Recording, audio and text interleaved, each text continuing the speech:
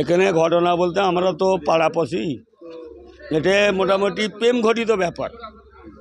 মানে ছেলেটার সাথে মেয়েটার একটা নাজায়েজ সম্পর্ক ছিল। এই সম্পর্কটা আমরা জানতে পারলাম ছেলে যেদিন মারা গেল। কেরাম মারা গেল, ডাক্তার যখন রিপোর্ট দিচ্ছে এমনি মারা যায়নি, একে বিষক্রিয় ওষুধ খাইয়ে মারা হয়েছে।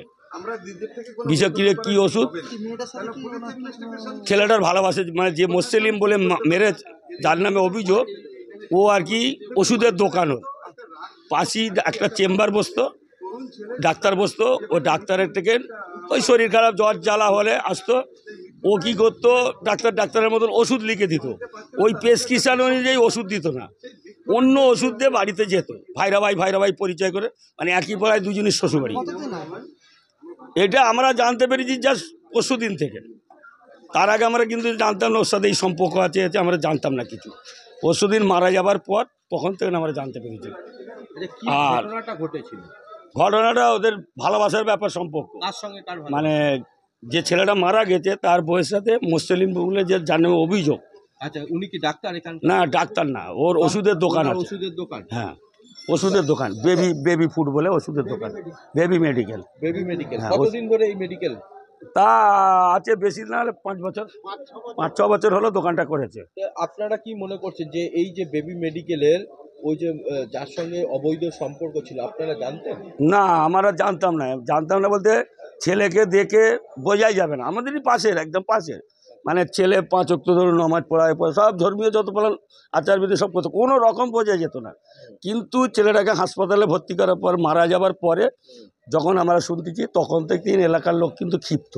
আচ্ছা, মানে ওনার সঙ্গে ওনার ওয়াইফের অবৈধ সম্পর্ক, মানে একই পাড়া।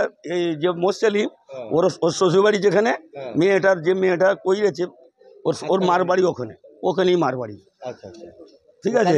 এবারে আবার মুসলিমেরও বউ, ওর যে নিজের বউ ছিল, গত 7 মাস হলো ও পড়ে আছে মায়ের বাড়ি, তারও আবার ইস্তাফা হয়ে যাবে, তার সাথে ঘর হয়নি। সংসার নেই না, মুসলিমের ওষুধের দোকানে। হ্যাঁ। তো আজকে ক্ষিপ্ত জনতা এইগুলো ভাঙচুর করলো। হ্যাঁ, কিছু করার নেই। টেলারের দোকানটা কার? টেলার্সের যে রেডি টেলারের দোকান ওই ওরই একই মুসলিম, ওদের উপরে কারখানা। ঠিক আছে। আমার নাম ওকিল আহমেদ সর্দার।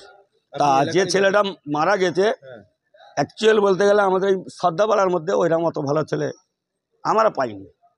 মানে একটা ছেলে একটা ছোট বাচ্চার সাথে তুই তুমকারি বলে কথা বলতো না, মানে এত ভালো ছেলে। হ্যাঁ, যার কারণে পুরো এলাকার জনতা ক্ষিপ্ত।